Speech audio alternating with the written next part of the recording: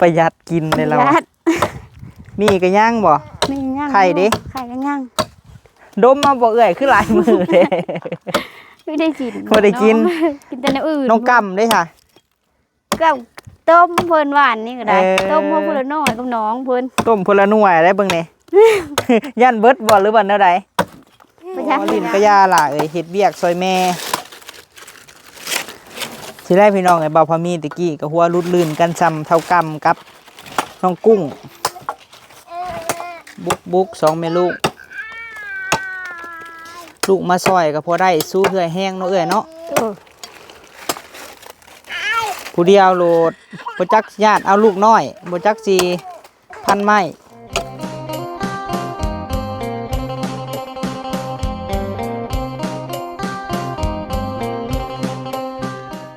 โดยกับทักไทยสบายดีป้าลุงเนาะ FC ที่หักแพงสุขุสุคนเด้อพี่น้องเด้อเนาะพบพ่อกับบ่าวพามีอีกแล้วพี่น้องเอ้ยไปตัดผมพี่น้องเอ้ยมื้อนี้มันแห้งอ้วนขึ้นเนาะพี่น้องเนาะเอามีน้ำมีนวลตามปีตามเดือนพี่น้องเอ้ยตามการเวลาป้าลุงเอ้ยเนาะโดยเอาถือว่ามื้อนี้พี่น้องเอ้ยเข้ามาหาเอ้ยน้อยเนาะครอบครัวของเอ้ยน้อยพี่น้องเอ้ยพอดีมีทางแม่ตู้บุญทวีเนาะพี่น้องเนาะแม่ฮักบ่าวพามีอยู่ทางต่างประเทศเพิ่นให้เข้ามาเยี่ยมมายามเบิ่งร้านน้อยนี่เด้อลูกเอ้ยว่าเป็นจังใดเนาะหลังจากขึ้นเฮือนซานตุคูนเรียบร้อยยังสิย่างไปหาตุคูนอยู่พี่น้องเอ้ยเข้าไปหาเอ้ยน้อยก่อนเนาะถามไทยเบิ่งก่อนเป็นจังใดเนาะทานเพิ่นใหม่เบิดแล้วบ่หรือว่าแนวใดพี่น้องเอ้ยหากก็ออกมาแล้วเวียกแล้วงานกับพอได้ออกมาถ่ายคลิปข้างนอกพี่น้องเอ้ยบัดเมื่อพุ่นก็ออกไปเฮ็ดเวียกอยู่เขื่อนเจ้าของเนาะเฮ็ดเวียกก็แกกเท่านั้นแหละพี่น้องเอ้ยบ่พามีก็ได้เนาะเอาก่อนอื่นเบิดก็ขอบบุญขอบคุณหลายๆเด้อเนาะแม่ FC สุขุสุคนพี่น้องเอ้ยที่ให้กำลังใจบ่พามีแต่ต้นจนจบเนาะแล้วก็บ่ข้ามโฆษณาคลิปบ่พามีเด้อป้าลุงเอ้ยเนาะโดยป้าจังไดก็เข้าไปหาเอ้ยน้อยน้ำกันพี่น้องเอ้ยโอ้ประตูคูณเนาะเดี๋ยวจังหน่อยจังสิย่างเข้าไปหาเพิ่นพี่น้องเอ้ยเข้าเวหาเอ้ยน้อยก่อนพี่น้องเอ้ยบรรยากาศช่วงค่ำๆพี่น้องเอ้ยเนาะแดดอ่อนๆเข้ามาถ่ายทำพิธีชีวิตสาวแม่ห้างสู่ชีวิตพี่น้องเอ้ยแม่เลี้ยงเดียวเนาะที่ว่าผู้ใหญ่ซอยเรืออะไรก็สามารถต่อยอดพี่น้องเอ้ยสามารถหาไม้หาฟืนจุดทานเนาะมาเบิ่งว่าเพิ่นสิเฮ็ดได้สำใดพี่น้องเอ้ยเนาะหลังจากผู้ใหญ่ซอยเพิ่นแล้วก็หลายๆเตาเติบอยู่พี่น้องเอ้ย 3-4 เตาแล้วตั้งแต่ผู้ใหญ่เพิ่นลงทุนให้เนาะว้ามาบัดนี้ทานเหล้าใหม่เบิดแล้วพี่น้องเอ้ยกับสิบอกเอื้อยอยู่ว่าแม่ตู้ฝากความมาว่าให้ขายบัดเดียวอยากได้เงินเป็นก้อนแน่พี่น้องเอ้ยหา600,000ก็พอได้เลี้ยงลูกเลี้ยงเต้าดีกว่าสิขายเทื่อสอบ2 สอบมาว่าบ่ทันขาดค่ำพี่น้องเอ้ยคือสิแม่นไปหลายสอบแล้วนี่ฮะ เปิดหลายแล้วขวดแล้วพี่น้องเอ้ยโอ้สบายดีเด้อพวกหลานเด้อ โดยน้องกำกระดำ โดยพวกหลานมาอันเบาที่ใส่ไม้ให้ก่อนย่านได้แล้ววะยังนี่แล้ววะ ผมมีหมูแล้วน้องกำเนาะหมูไปโรงเรียนเบิดแล้วน้องกำดักเลยพันไม้ไว้บ่บักละ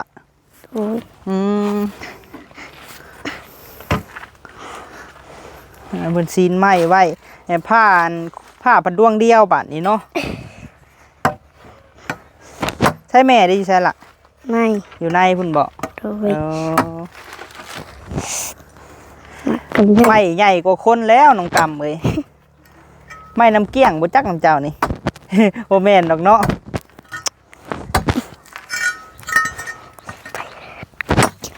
ผ้าใหญ่กว่าอันคนแล้วพันไม้พี่น้องเลย ปลาเอ้ยน้อยเฮ็ดหยังเนาะเอ้ยน้อยเนาะโอ้เอาลูกนอนบ่ขวดมือได้นี่บักล่ะ มื้ออื่น ฮะขวดวานนี่บ่อืม หวานมันยังไงก็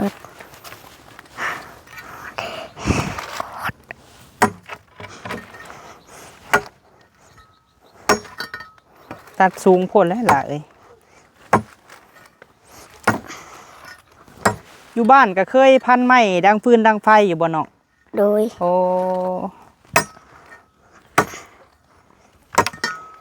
เลี้ยงงัวเลี้ยงควายบ่อยู่บ้านฮะ โดย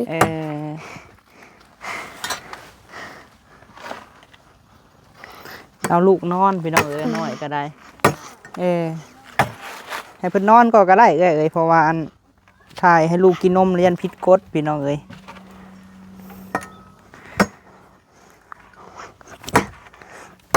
คันไม้ซอยแม่ได้เวียกอยู่เด้ฮะ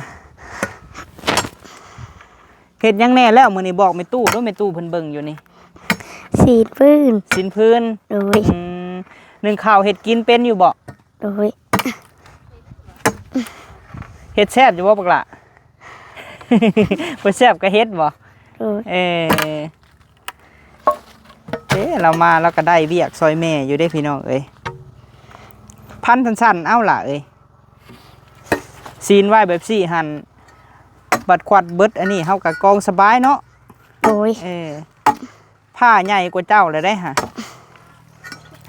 คนน้อยๆผ้าพักใหญ่หนึ่งถนัดผ้าเนาะล่ะเนาะ โดย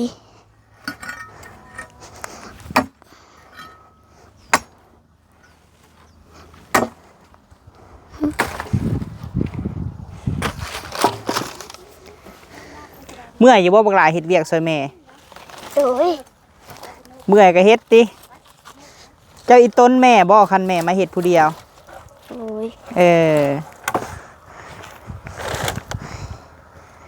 น้องกำนี่โดยอย่างเดียวนะพี่น้องเอ้ยเนาะ บอกความรู้สึกอันนี้อ้ายถามความรู้สึกนี่ เป็นห่วงแม่บ่แม่มาพี่ โดย เป็นห่วงแม่แล้วอยากมาบ่ โดย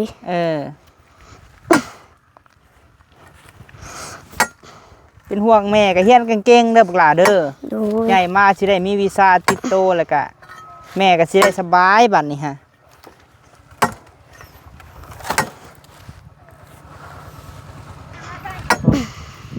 สบายดีเด้อเอ้ยน้อยเด้อโดยโทผ้าบ่คู่กันซ้ำเนาะ ฟ้าแห่งนัก มาแล้วผู้บ่าวสุกกับป้าบนเอ้ยสาสบายดีเด้อทั้งพุ่นเด้อ เต็มรถไทยเนาะผู้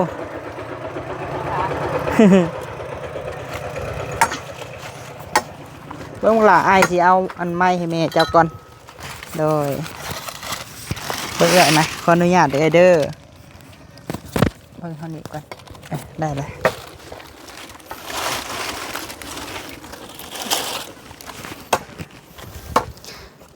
เอามาสำใดกะบ้านสิสำนั่นบ่เอ้ย โดย ปันมันแล้วมันเนาะถ้ามันไหม้มันตายแล้วมันสีแข็งพี่น้องเอ้ยจ๊ะสบายดีบายดีก่อนบายดีปลาลุงก่อนไว้สบายดีก่อน ไอ้กองเนาะ สาวเห็ดทานนี่อยู่เตาทานเบิดมือเบิดเว้นขวดว่านนี่บ่เอื้อย โดย ขายแล้วบ่ คาดหวานนี่ ขายให้ไผคือไวแท้ เขามาเอาอยู่ดังบ้านนี่สองชอบ ขายไว้แท้สำไซฟ้าแลบเนาะหากระจูดมือก่อนหั่นประตูคูนกับขวัดแล้วเนาะเพิ่นเนาะ ควันแล้วล่ะควันแล้วเป็นแล้ว ให้ร้านชายได้ขายแล้วบ่ทานนงทงนะ มุขะขายหมดแล้วเด้ ได้เท่าไหร่ฮะ จักได้หลายเติบหรือว่า7-8 แสนนี่บอก 7-8 แสนพูฮอดบ่ซาวสอบรวมเบิดของเพิ่นนะ ประมาณนั้นละจักสำนั้นแล้ว เอ้ยมื้ออื่นนี่คือสิใหม่เบิดเนาะ เลยรวมอื่น ใหญ่ว่าควัดอีกอื่นไม่ โอ้มื้ออื่นสิควัดทาน เลยควัดไม่ ไปตู้ค้ำไปชาเพิ่นมาพี่อยู่บ่มื้อนี้ฮะ มาไปจับ ตัดพื้น บ่ บ่ เพิ่นพ่น อืม เพิ่งกระจูดแล้วเด้ เจ้านี่ตั้งไว้ดิฉันเนาะ ถมแล้ว ถมว่าถมมือชื่อนั่นจูด สายฟ้า ว่า แลบนี่ตะกี้เนาะพี่น้องไผสิคิดว่าสิเป็นเฮ็ดทานขนาดนี้ แน่ว่าไปหาไปกันยายท้องก็ว่าไปหาผู้บ่าวอ่ะ โอ้เนาะ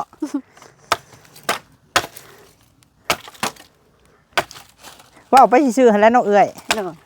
บอกไปจะซื้อว่าหนูว่าม้วนจะสิเด้อ เอาเหมือนซื้อๆดอกดิ เอาให้มันเสาะสมองเนาะเอื้อยเนาะ เลย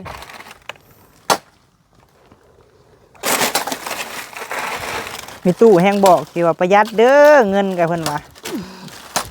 กินข้าวกับหยังมื้อนี้ฮะ กินกับแกงเขด เลี้ยงเครียดโอ้ แกงเขดเชื่อเฮ็ดนางฟ้า ซื้อบ่เขียนฮะ ซื้อน้ำให้หลอดเพิ่นเด้ โอ้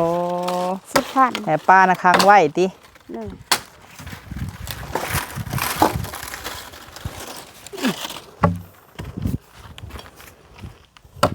สบายเนาะกินหยังก็ได้ได้ซะหน่อยนี่พี่น้องเอ้ยเลี้ยงง่ายอีหลีนี่ฮะประหยัดกินเลยเรา ยัด มีก็ย่างบ่ มีย่าง ไข่ดิ ไข่ก็ย่าง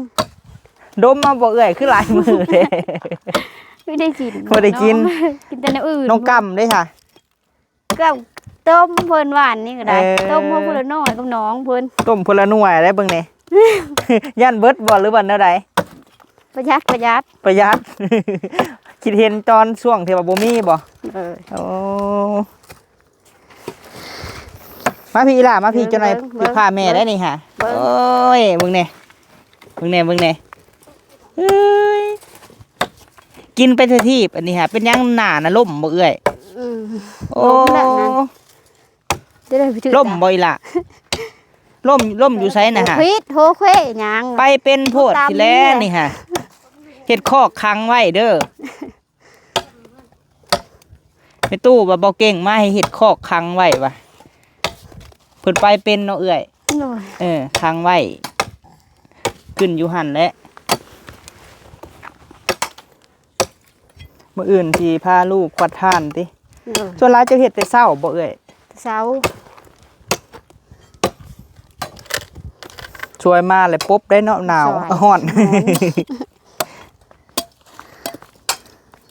น้องกำเพิ่นว่าน่ะได้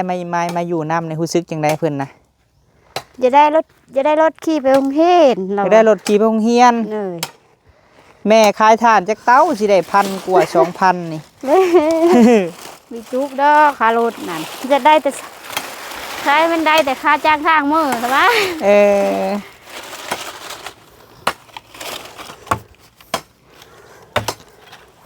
เห็นน้องได้ปึ้มแล้วโอ้ว่าเห็นน้องได้เลยสิลงไปหาแม่ก่อนว่าแล้วเนาะน้องกำ กำลังเฮียนพี่น้อง จะ เล ได้ ย เห็นจะได้รถแหละเพิ่ ผู้น้อยก็เฮียนเก่งแล้วเนาะเอื้อลูกเจ้าน่ะเนาะ ผู้น้อยนะก็จะได้รถนั่นก็ได้ เออ ได้รถพี่เลิกเพิ่นว่าอันรถน้อยๆมันมีสี่ขาเด้ เล็กน้อยมีสีขา เพิ่นจะได้อันมีอันขาจ้างรถน้อยๆแบบ เออ นั้นนะ ว่าได้ผู้น้อยๆน่ะก็อยากมาเฮ็ดทานนะแม่บ่ บ่จักเล่ามาบ่ได้บ่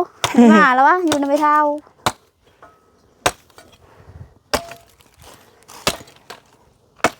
ตัดพื้นเด้อบักหลาเด้ออย่าใกล้รถถีบเด้อเออเหนียวก็ได้แหละตัดไว้เก่งๆเก่งที่ดอกหาผู้เดียวก็ได้หลายเติบเลย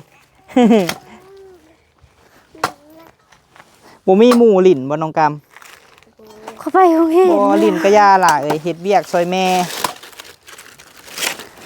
สิได้พี่น้องไอ้บ่าวพามีตะกี้ก็หัวรุดลื่นกันซ้ำเท่ากำกับน้องกุ้ง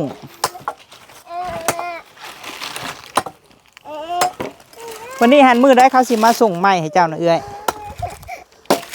สั่งมาจักคนนั้นแล้วนั่นสั่ง เพิ่นยังคนไม้เพิ่นอยู่แม่นบ่เพิ่นเอามาสำไรกะพันไว้เอ้ยพันไว้ทีละเล็กทีละน้อยเนาะ เลย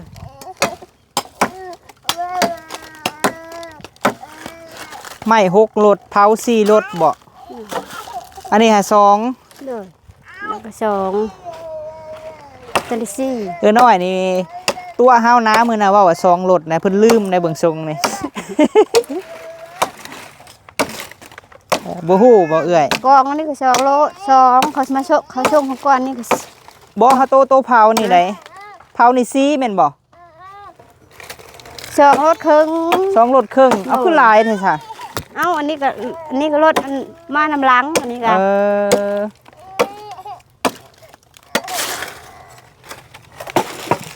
บ่ได้เป็น4ทั้งอันนี้แมันบ่ เลย4ดังอันนี้ วันนี้หายังจักรถเพิ่นเอามาให้บัดนี้ จักน้ำลาแล้วล่ะว่าหมดนี้พู้นแหละสีนี้แล้วพู้นแหละ บ่เจ้าสั่งเพิ่นน่ะจักรถรวมเบิด ก็8รถแสดงว่าเอามาให้เลย4แล้วก็ยัง4บัดนี้ค่ะ เลย น้อยบ่ฮู้รับนานี่พี่น้องเอ้ย บ่ได้เด้อกรรมเด้อแม่เจ้านี่เด้อ อีหลาอยากกินข้าวบ่จักหรือว่าอยากนอนบ่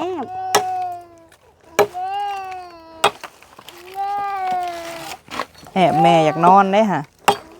จ๊ะเอ จ๊ะเอ้ยแอบเก่งแท้อันนี้ไข่บ่จักไอ้น้อย เจ็บปะเพิ่นนั่นเด้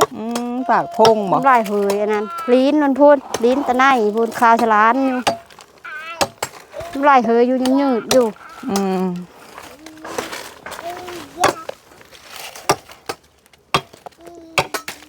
บุก2แม่ลูกมาซอยก็พอได้สู้เหื่อยแห้งเนาะเอ้ยเนาะ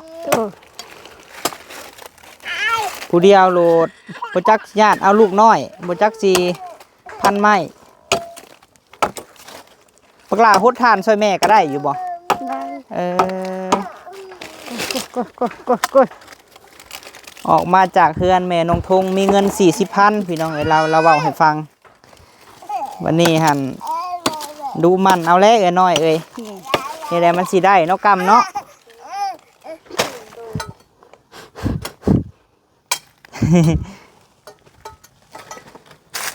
นี่ลูกเอ้ยลูกเร็ว เพ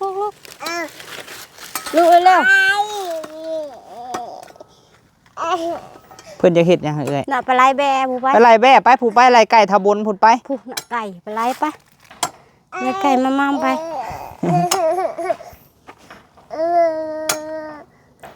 ป้าสะบักหลามานั่งห่มพี่เนาะมีแนวอยากลมน้ำมาพี่เอื้อยมานั่งห่มพี่ก่อนก็ได้เนาะอะไรใครย่อยได้บักหลากับพี่น้องเอ้ย มา ใช้ปีมาดูกรรมหน่าคือแม่เลยพี่น้องเอ้ยปุ๊บก็บ่ใส่อันนี้ค่ะ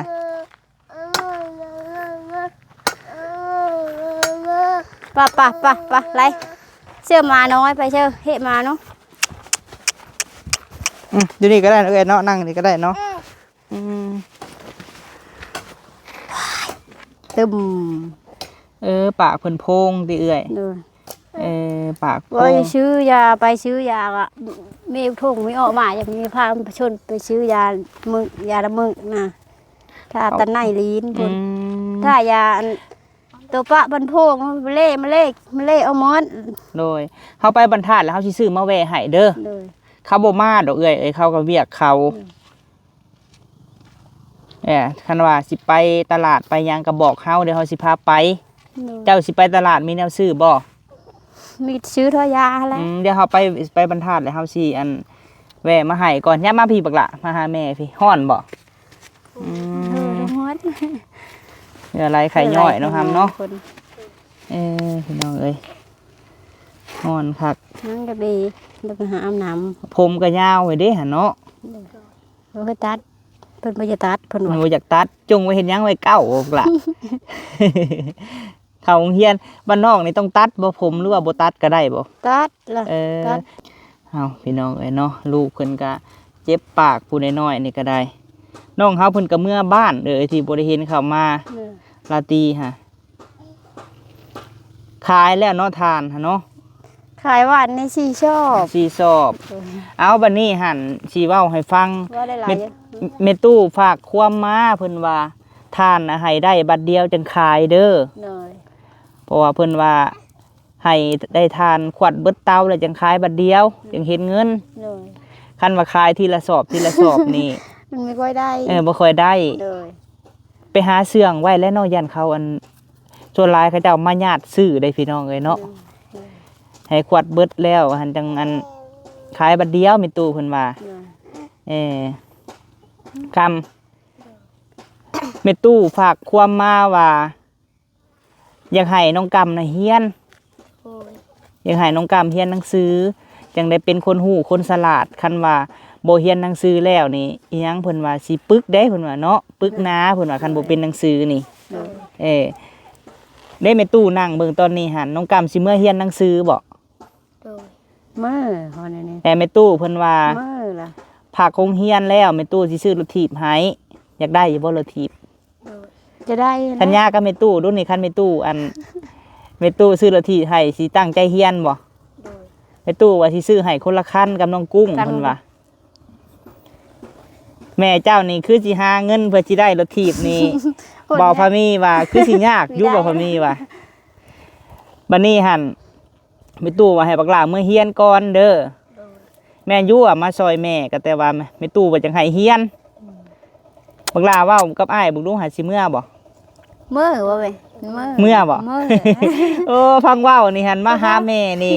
เห็นน้องได้ปึ้มได้บิ๊กเมื่อสุดนั่นเลยอยากมาบ่นี่ฮะโอ้ เพิ่นจะได้รถ ได้รถถีบ เพิ่นว่า แม่ตู้ว่าสิซื้อให้ดอกแม่ตู้เว้าฮะ เพิ่นจะมาได้ ขอแต่เมื่อเฮียนเด้อมื้อได้บัดนี้หาสิเมื่อหาเอื้อย จักลุงพ่อเฒ่าควาดทานในเมิดพุ่นล่ะว่ะ พ่อเฒ่าควรทานเบิด เฒ่าทานนี่ โอ้ เราก็มือเขาก็มือพร้อมเพิ่นนั่น เจ้าก็สิเมื่อบ่ เลยมือหาปอนบัตรปอนเพิ่นแล้วก็ลงมาใหม่อีก ลงมาใหม่ ไปก็ได้ ดนบ่เมื่อน่ะเอื้อย ประมาณอาทิศนึง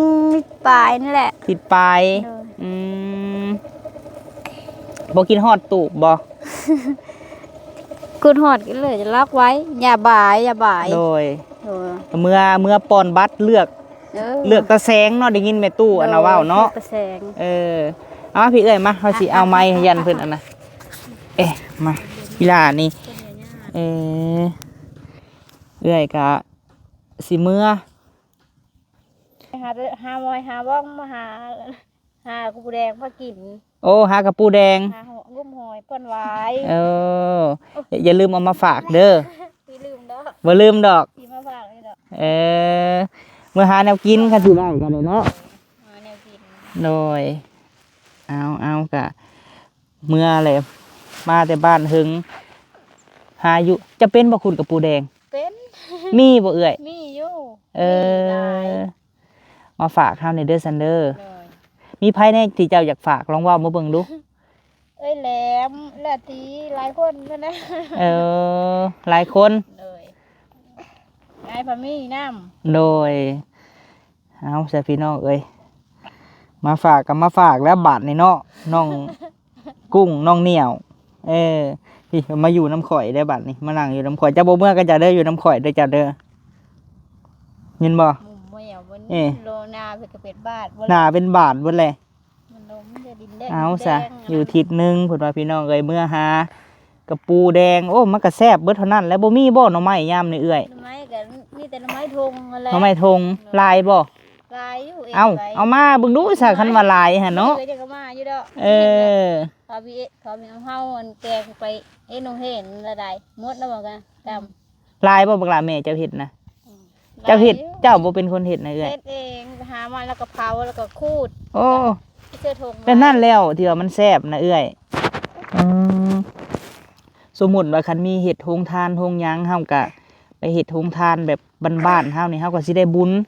เจ้าอยากเฮ็ดอยู่บ่โรงทานแบบคือจุมเฮาเฮ็ดอยากไปนํอยู่บ่ ไปแล้ว อยากไปนํคันเฮ็ดบัดนี้แหละสิเอาไปเฮ็ดนํเด้อ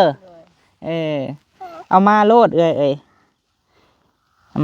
ามันหน่อยก็เอาไว้กินทั้งพุ่นกินคันว่ามันมีหลายก็เจ้าอยากเอามาก็เอามาหั่นนะแต่ว่ากระปูแดงนี่มีเนาะ นี่เจ้าก็ไม่ได้ไปคุดได้คุดไม่ได้ก็สร้างเขาคุดลายอยู่แล้วมันตะบ้านน่ะ เขาขายแบบใดเอ่ย ไอ้ตัวยืดโตซิบบ่ ตัว10,000 ตัวจักเท่าไหร่พวกเขาก็ลืมนะ เออเนาะ ซื้อมาตอนนั้นก็หลายเติบเลยซื้อมา บ่ บ่แม่นโลหนึ่ง10,000บ่ มันขายเป็นโลบ่หรือว่านั่นบ่กำเจ็ดโต10น้อยบ่ฮู้เงินนะพี่น้องน้อยนี่ฮะ7โต10,000โอ้มีเงินได้สิฝากเพิ่นซื้อพี่น้องอัน ฝากก็ซื้อเอาจะเธอก็คุดให้มากินน่ะแกงหอมแท้ๆน้อยกับปูแดงเนาะ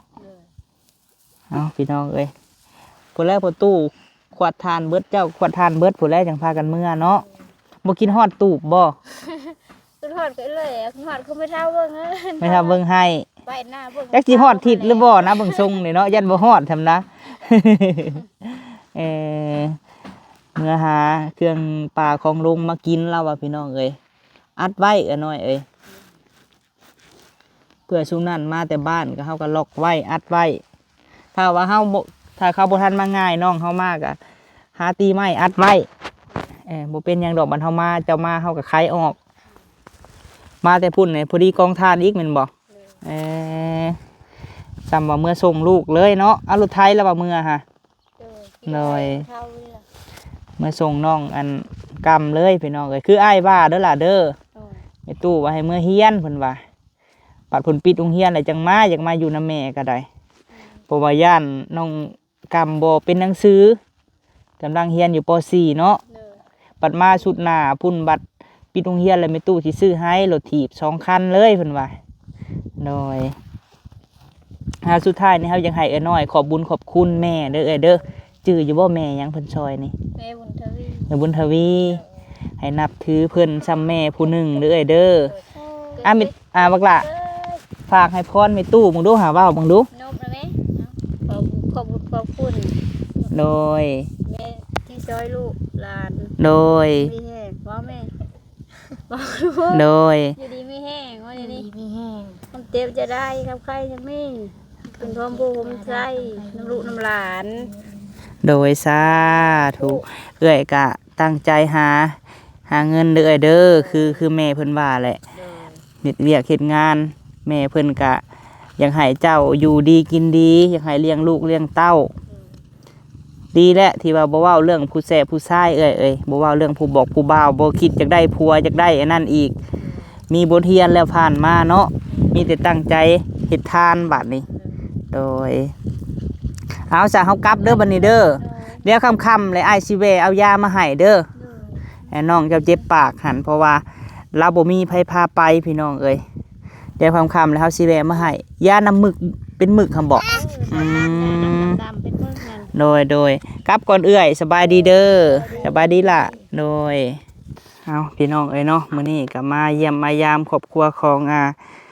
น้อยเพิ่นพี่น้องเข้ามาเพิ่นก็ควัดทานโกยทานมาบอกลาพี่น้องเพราะว่าในตู้ฝากครัวมาว่าให้